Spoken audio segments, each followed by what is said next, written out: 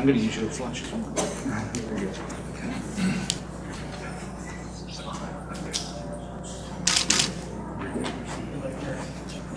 Deleted day. Ah, yes. Jim, 26. Flex behind you. 26. 26 is that? Very much.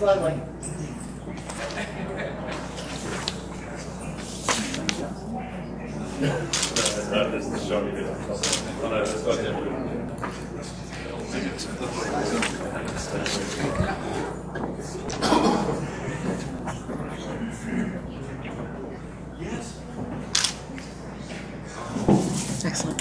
Thank you.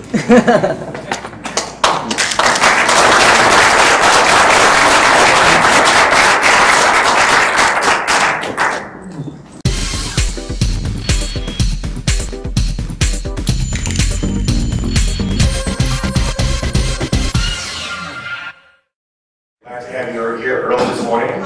I know many of you are probably on completely different time zones than what we are here in Atlanta. So I'd like to officially welcome you to the Global FM Workshop and the International Facility Management Association's World Workplace. We're really glad to be here in Atlanta and have a wonderful conference planned for you. It's also a special year for IFMA, the fact that it's our 30th anniversary, so we appreciate you being here at our birthday party. Part of my capacity as President and CEO of IFMA, I also serve on the Board of Directors and the Operating Committee for Global FM. Global FM and IFMA have had a strong relationship in terms of IFMA being one of the founding partners for Global FM. And so we encourage these types of workshops with Global FM and support them.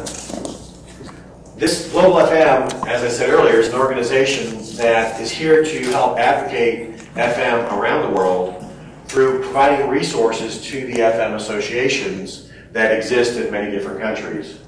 And there's well over 30 to 40 different organizations officially recognized around the world, of which are all potential members for FM, for Global FM, and we're hoping to work on all of them. This workshop is hosted and actually organized by Global FM, and represents a very similar workshop that happened in London earlier this year at the BIFM conference. So we had a lot of success with that conference there. I wanted to recreate that workshop with a different set of panelists and speakers, and to look at it from a slightly different angle from the North American point of view. This workshop is really designed to explore a lot of the challenges of operating facility management around multiple countries. This conference here in Atlanta, like I said, marks IFMA's 30th anniversary. We've had a great response so far. We're looking for a lot of people to be here. We're glad that you are part of this conference. There's many educational sessions, opportunities for networking, learning about new products and services that you will be able to have this week.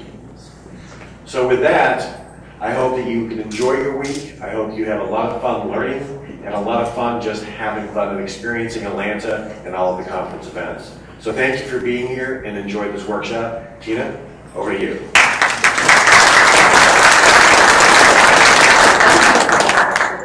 I told him, I said, this is kind of a laid back kind of thing, but they wanted to put their best face forward, and I appreciate that. The panelists are comprised, I actually handpicked each one of these individuals for the rich differences and beget similarities on the facility management world. And so you will hear everything from how someone overcomes the borders within one particular organization in which to put forward a sustainability plan, all the way to how does someone educate for the future of FMers, our emerging leaders, to what's happening to organizations that have multiple locations across the world.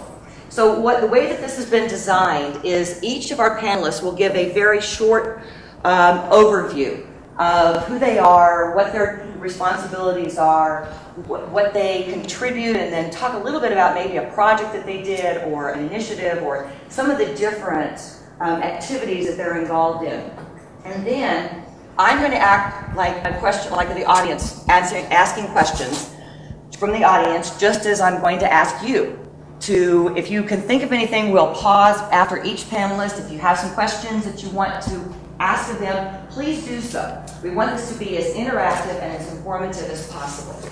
So you will get extra points if you add time. Okay, I just want to let you know. When I say this is interactive, that's exactly what I mean. That means you help them.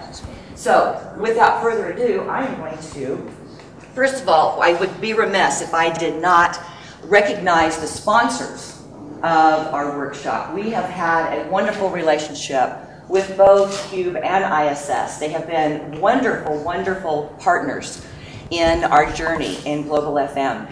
And without them, we would not be able to put together these types of events. So for everything that you do, we really do appreciate it very, very much. So I'd like to give a round of applause for our sponsors.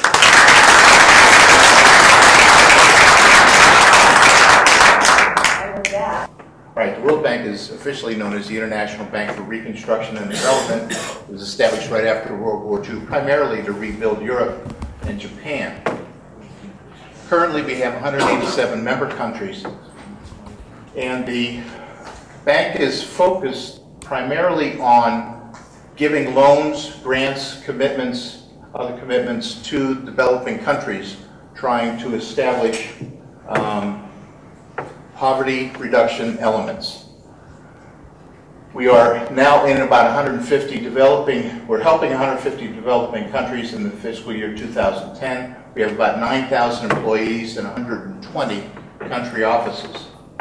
We're helping countries reduce poverty by investing and loaning and providing grants for helping them manage economic policy and external debt, improving overall health conditions in the country, establishing and building education systems, and encouraging environmental health and sustainability.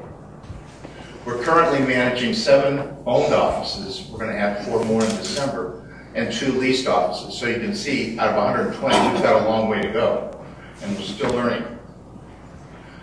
Not surprisingly, some of the challenges, financial concerns are the most prevalent and the most frustrating. Primarily, the budgeting is done in US dollars, but it's spent in local currency. So one of the challenges and standards, those in various parts of the world adhere to a lower standard than the US, and that's not true everywhere. In Europe and the US are very much aligned. But quality of workmanship is limited by local expertise, and many times the tools and machines that are available or not basically dictate the kind of quality that you get in the construction. Headquarters in Washington, but nothing developed for overseas. And so trying to develop those comprehensive standards in places where you don't have consistent all reactive issues and very little on proactive. What we also find is that suppliers in the local countries don't always stock replacement parts due to not having local resources or having the necessary credit, which is kind of out of our control. Is it possible that you use your purchasing influence as a means of moving them on into a sort of high value proposition? I think that we do that kind of factors through what we expect. And if they know it, fine. If they know it to a certain level, we'll have to fine tune it. But the idea is that when we write the technical specs, that hopefully supplies a kind of an outline that says this is what we need, this is what we would like to achieve. And then the supply chain kind of responds to that with the contractor. Thank you.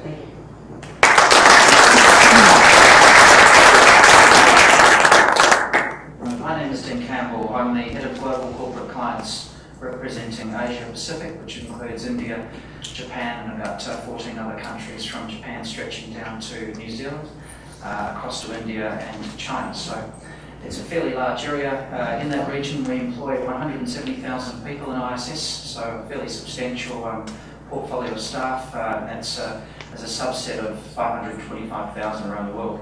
So we're in a little over 50 countries in the world, about 57 at the moment. That seems to be going north at a fairly substantial rate, and we'll probably go quicker in terms of the next few years.